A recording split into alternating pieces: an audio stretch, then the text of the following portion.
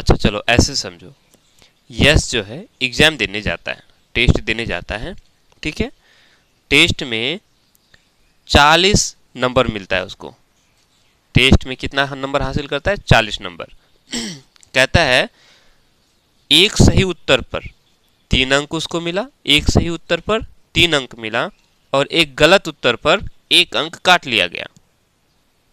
मान के चलते हैं अगर वो एक सही बनाया है और एक गलत बनाया है तो उसको अंक कितना मिलेगा? एक सही उत्तर के लिए 3 अंक तो मिला, लेकिन चूंकि एक गलत बना लिया तो एक अंक क्या हो जाएगा? कट जाएगा, मतलब उसको 2 ही अंक मिला, है कि नहीं। पुनः कहता है यदि उसको एक सही उत्तर पर 4 अंक मिलता और वहीं एक गलत उत्तर पर 2 अंक कट जाता तो यश को जो है 50 नंबर मिलता। ठीक है, हमें नहीं मालूम, हमें ये ज्ञात करना है कि टेस्ट में कितना प्रश्न था, प्रश्नों की संख्या बताना है। तो यश जो एग्जाम दिया, टेस्ट दिया, उसमें कुछ गलत प्रश्न भी बनाए होंगे और कुछ सही भी बनाए होंगे। तो सही और गलत दोनों को मिलाकर के कुल प्रश्नों की संख्या हो जाएगा। हमें नहीं मालूम उन्होंने कितने गलत बनाए और कितने सही बनाए। तो हम मान लिए कि जो है सही प्रश्नों की संख्या x है और गलत प्रश्नों की संख्या y है। इन्होंने टेस्ट दिया। तो अब देखो 40 अंक उसको मिला, कैसे? मान लेते उन्होंने सही x अंक बनाया, तो उसको जब x प्रश्न सही बनाएगा तो x को हम 3 से गुना करेंगे तो कितना हो जाएगा? 3x हो जाएगा। इतना ये नंबर हासिल किया सही बना करके। जैसे यदि हम लोगों से पूछे आपने एक सही जवाब पर आपको 3 अंक मिलता है ना। अगर आपने 10 प्रश्न हल किया तो 3 से 10 को गुना करोगे कितना मिल जाएगा? 30 नंबर मिल जाएगा, है ना। तो ठीक उसी तरह से ये हम लोग का सही प्रश्नों की संख्या x है, मान के चलते हैं कि वो x प्रश्न सही बनाया है तो एक में 3 नंबर मिलता है। तो हम क्या करेंगे? x को 3 से गुना कर देंगे तो ये उनको नंबर मिल गया, सही प्रश्नों का नंबर उसको मिल गया। अब पुनः है कि इस नंबर में से उसका कटेगा भी तो, क्योंकि उन्होंने गलत भी तो बनाया है। एक गलत पर उसको 1 नंबर काट रहा है, एक गलत पर 1 नंबर गलत काट रहा है। अब देखो उन्होंने y संख्या गलत बनाया है, मान के चलते अगर वो 5 संख्या गलत बनाता, 5 प्रश्न अगर गलत बनाता तो 5 नंबर कट जाता, एक एक नंबर करके, है ना। तो हम पूरे अंक में से जितना उन्होंने गलत बनाया उसको काट देंगे। तो कितना अंक गलत बनाया है? y 5 जैसे 5 उन्होंने सही बनाया, 5 गलत प्रश्न बनाया तो 5 नंबर कटेगा। ठीक उसी तरह से y उन्होंने गलत बनाया तो y नंबर कटेगा, कट गया। 3x में से y कट गया तो इसको कितना मिला? इसको मिला 40 अंक। क्योंकि ये अंकों की बात हो रही है इसलिए हमने सबको अंकों में सजा दिया। अब समझ में आई? पुनः एक बार देख लो, ये 3x क्या है? ये सही प्रश्नों का अंक है। ये y क्या है? ये गलत प्रश्नों का अंक है। ये 40 क्या है? तो उन्होंने ये हासिल किया, सही में से गलत कट गया और जो मिला वो कितना मिला? 40 मिला। ये प्रश्न में दिया हुआ है। क्लियर? अब समझ में आई? चलो, ये पहला स्थिति हो गया। पुनः दूसरा कंडीशन बता रहा है कि यदि उसको एक सही उत्तर पर 4 अंक मिलता, तो मान लेते वो x अगर सही किया है तो 4x नंबर मिलता, है ना, सही उत्तर पर। अब इसमें से क्योंकि वो गलत भी तो किया है ना, कितना गलत किया है? y तो एक अंक पर कितना, एक गलत पर कितना अंक कट रहा है? 2 अंक, तो 2y कट जाएगा। अब पूरे सही में से इतना गलत कट गया तो कितना हासिल हो जाता उसको? 50 अंक हासिल होता।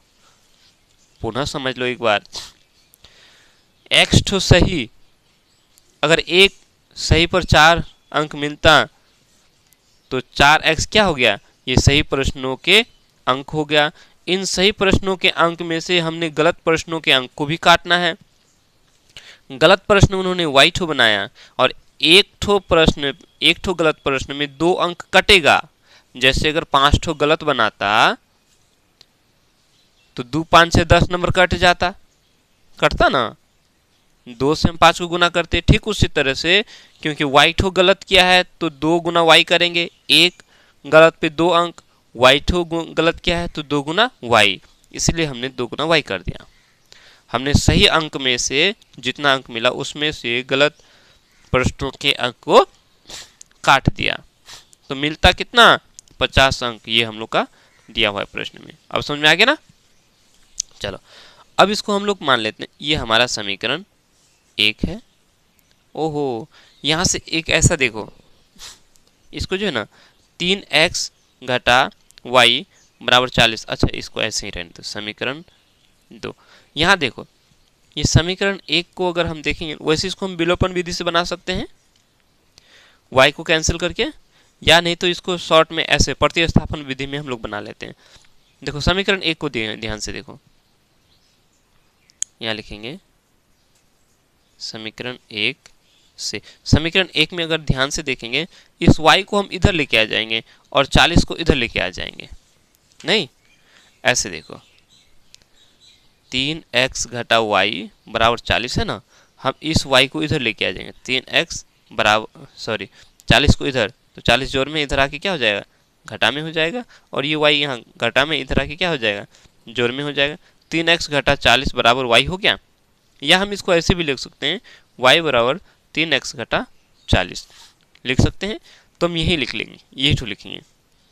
आई समझ में कैसे आया, बस यही करना है। समीकरण 1 से हम लोगों ने ले लिया y बराबर कितना हो जाएगा 3x घटा 40, ठीक है। ये हमारा समीकरण 3 मान लो फिलहाल, कोई दिक्कत नहीं है। यही इसको या करके अगर यहीं लिख देते ना तो कोई दिक्कत नहीं था, कोई बात नहीं।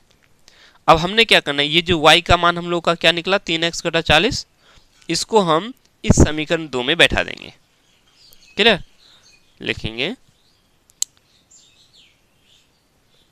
समीकरण 3 को 2 में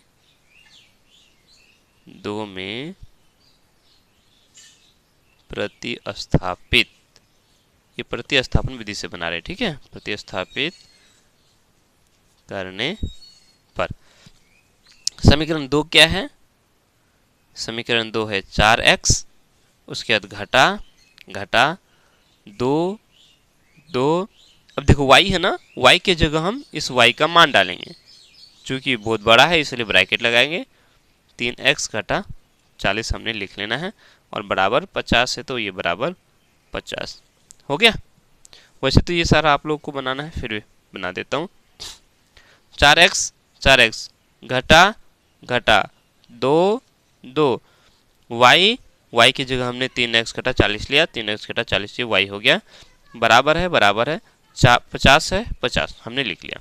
अब इसको आगे बढ़ाओ, क्या हो जाएगा 4x घटा 3 दूनी 6x हो जाएगा, गुना करेंगे ना, ये माइनस और ये माइनस गुना होकर प्लस हो जाएगा, 40 दूनी 80 हो जाएगा, बराबर इधर 50 हो गया। या देखो 6 ठो में से, यहाँ 6 ठो x है और यहाँ 4 ठो x है, तो 6 ठो में से 4 ठो चला गया, क्या ठो बचेगा 2 ठो x बचेगा, 2x बचेगा। इस 80 को हम बराबर के उस पार लेके आ जाएंगे, 2x। अब याद रहे हमने 6 से घटाया ना, 6 का चिन्ह घटा है तो यहाँ घटा लगाएंगे, और यहाँ देखो 50 और ये 80 को हम बराबर के इस पार लेके आ जाएंगे, तो क्या हो जाएगा ये घटा 80, क्योंकि इधर जोड़ में है। या x को अकेले छोड़ दो, -2 को उधर लेके आ जाओ। यहाँ देखो 80 में से 50 चला जाएगा, कितना बचेगा 30 बचेगा। चूंकि हमने 80 से घटाया, 80 का चिन्ह घटा है तो यहाँ घटा लगाएंगे, है ना। उसके बाद ये घटा 2 के साथ x के साथ गुना हो रहा है, इस पर आके बटा हो जाएगा, है ना। तो माइनस माइनस कैंसिल, 2 1 2 और 15 दूनी 30, यानी कि x बराबर हम लोग का 15 निकल गया। x का मान हम लोग को निकल गया। अब हम इस x का मान को समीकरण 3 में रख देंगे तो y का मान निकल जाएगा आसानी से। नहीं, कितना आसान है। नीचे अगर जगह है तो आप लोग नीचे भी लिख लिया करोगे, मेरे पास जगह नहीं है इसलिए मैं इधर लिख रहा हूँ। यहाँ लिखेंगे अब x का मान किसमें, समीकरण 3 में रख देंगे क्योंकि y बराबर निकाला हुआ है। समीकरण 3 में